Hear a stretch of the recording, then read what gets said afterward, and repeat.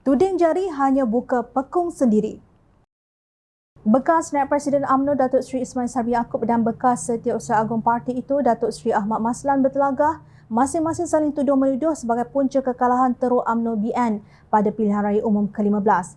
Ahmad Maslan mendakwa UMNO tidak seteruk ketika ini jika Putrajaya mengikut keputusan bersama membubarkan Dewan Rakyat selepas pilihan raya negeri Melaka atau Johor. Sebaliknya, Ismail Sabri berkata laporan yang didapatinya daripada pelbagai agensi menunjukkan suasana pada ketika itu Barisan Nasional masih tidak mampu untuk menang.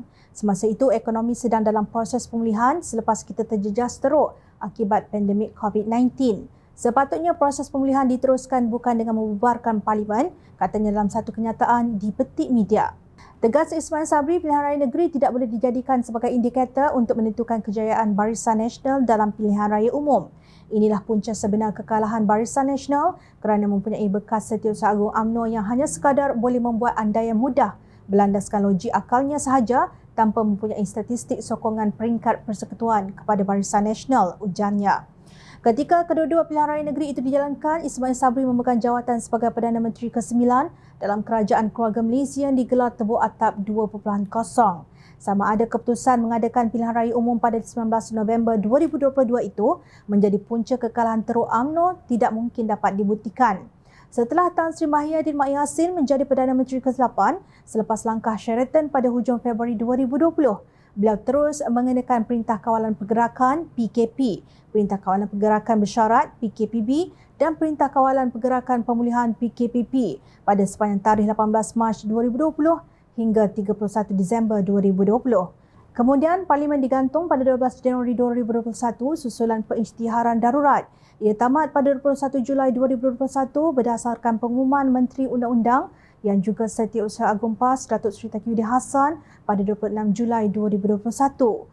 Mahyadin yang juga pengurusi Perikatan Nasional melancarkan program Jana Wibawa sebagai inisiatif rangsangan ekonomi untuk membantu kontraktor Bumiputera yang terjejas akibat COVID-19 pada November 2020 iaitu dalam masa PKPP. Jana Wibawa ini diteruskan setelah Ismail Sabri mengambil alih Putrajaya pada 21 Ogos 2021.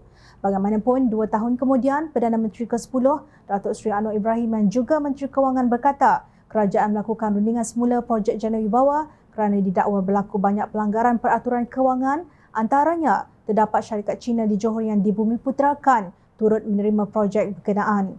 Susulan siasatan Suruhanjaya Pencegahan Rasuah Malaysia SPRM, beberapa pemimpin bersatu didakwa dengan pelbagai pertuduhan berhubung Jana Wibawa. Berdasarkan laporan media, pelbagai kesalahan berhubung Jana Wibawa itu berlaku antara 1 Mac 2020 hingga 8 Julai 2022. Menurut laporan, mereka yang berhadapan dengan pertuduhan tersebut ada yang mencecah ratusan juta ringgit. Mahyadin yang turut didakwa dengan 6 pertuduhan berkata dana di dalam akaun bersatu adalah derma politik.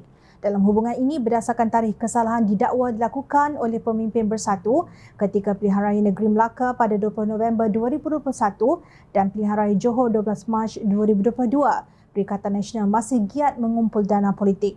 Justru keseluruhan episod Jana Wibawa dan penentuan tarikh pilihan raya umum adalah satu kebetulan yang dilihat pelik dalam senario politik negara ini. Lebih pelik lagi apabila Ismail Sabri yang berada dalam Kabinet Mahyadin sebagai Menteri Kanan dan kemudian Perdana Menteri ke-9 pada Ogos 2021 tidak menyedari pengaliran dana yang didakwa berhubung projek Jana Wibawa ke dalam kantung bersatu. Justru jika Ahmad Maslan dikatakan gagal mempertahankan UMNO, beliau juga gagal bukan sedikit. Buktinya kerusi Parlimen dan Dewan Undangan Negeri Pahang pun banyak yang jatuh kepada Perikatan Nasional. Pemimpin UMNO janganlah menangisi susu yang tumpah. Move on. Sebaik-baiknya usah tuding jari sesama sendiri takut terbuka pekong yang tersembunyi. Ingat, rakyat sentiasa memahati.